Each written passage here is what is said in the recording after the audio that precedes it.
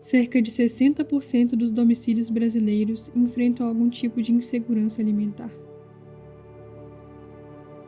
Essa insegurança pode ser leve quando há preocupação com a falta de alimentos num futuro próximo ou a escolha e qualidade destes fica comprometida, moderada, quando há a falta ou redução da quantidade de alimentos entre moradores adultos, ou grave, quando a falta ou redução da quantidade de alimentos se estende às crianças do domicílio. Isso é violação de direitos, né? Então, a gente está dizendo de um cenário grave nesse nível da insegurança alimentar e nutricional.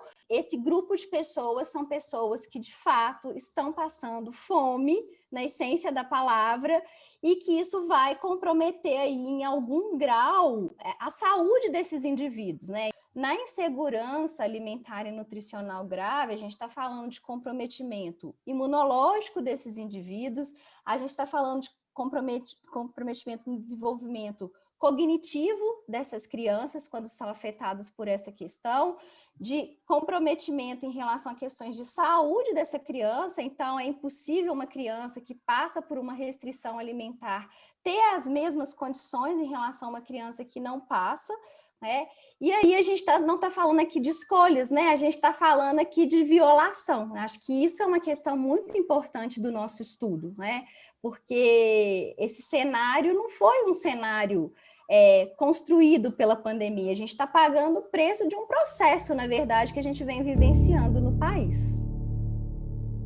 A gente já vivia um contexto em que os dados e, além de dados de pesquisa, a realidade na cidade de Belo Horizonte, não só, mostravam que havia um retorno da situação de insegurança alimentar e da fome.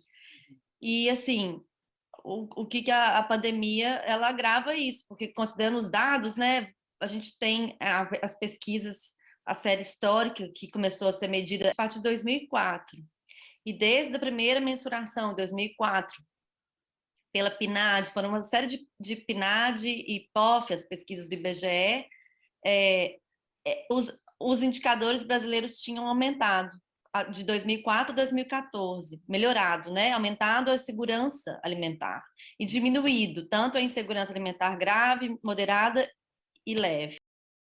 A gente tem em 2014 um marco que é muito importante, assim, no meu ponto de vista, que é o Brasil consegue sair, né, que seja brevemente, né, Renata, mas ele saiu de alguma forma do mapa da fome. Eu lembro, nossa, agora a gente pode preocupar com a outra ponta do que a gente discute do sistema alimentar, que é o boom dos alimentos ultraprocessados. A gente pode avançar na discussão, não que a gente iria abandonar a discussão da insegurança, porque grupos vulneráveis sempre permaneceram tendo que ser monitorados em relação à insegurança alimentar e nutricional.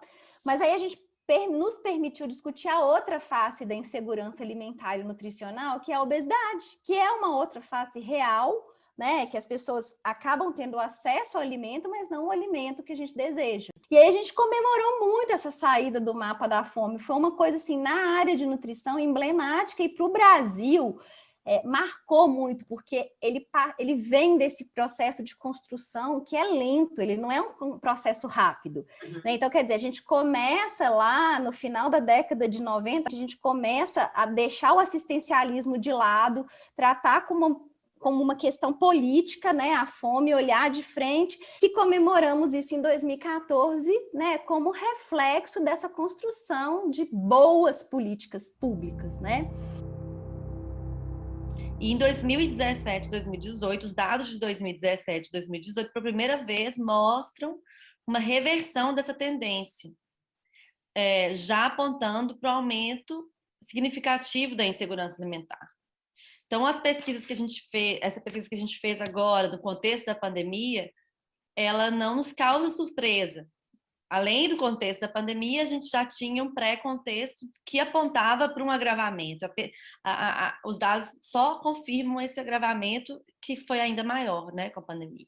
E aí que eu acho que é um ponto muito importante, né? A gente agora paga o preço também dessa desconstrução que começa a acontecer ali em 2016 e 2017, particularmente, né, começa a acontecer e que culmina em 2019, 2020, quando eles resolvem acabar, por exemplo, com o Conselho Nacional de Segurança Alimentar e Nutricional, que é muito triste, que agora a gente volta a ter que debater assistencialismo, uma série de questões, né, que não são simplistas para solucionar um problema grave.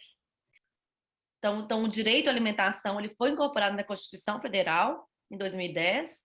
A gente evoluiu dos anos 90 sobre da caridade para o direito. E agora a gente está retrocedendo porque o que a gente tem visto a partir da constatação que a fome voltou nesse grau no Brasil, voltou aos níveis de 2004, pré-2004, o que a gente tem visto é todo um debate em torno da caridade, assim, que não deixa de ser importante, mas é um retrocesso com relação à promoção de direitos e toda a construção de políticas públicas que foi feita em várias experiências federais, municipais, regionais no Brasil.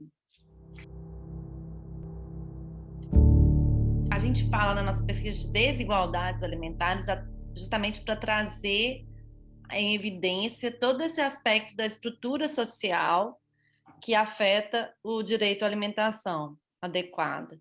Então, assim como a pandemia não afeta todos e todas igualmente, porque há determinantes sociais da saúde e as pessoas têm graus de vulnerabilidade, exposição diferentes, a mesma coisa acontece para o acesso ao alimento saudável.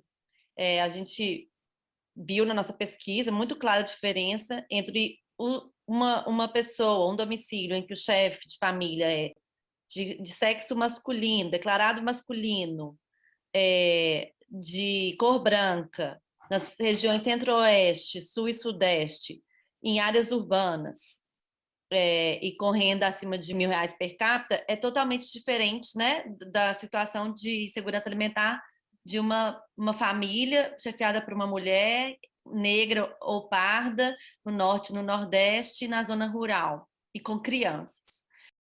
Então isso mostra que há marcadores de desigualdade, que a sociedade brasileira ela tem desigualdades de gênero, classe, raça, território, regionais que se sobrepõem, elas se intersecionam, se sobrepõem.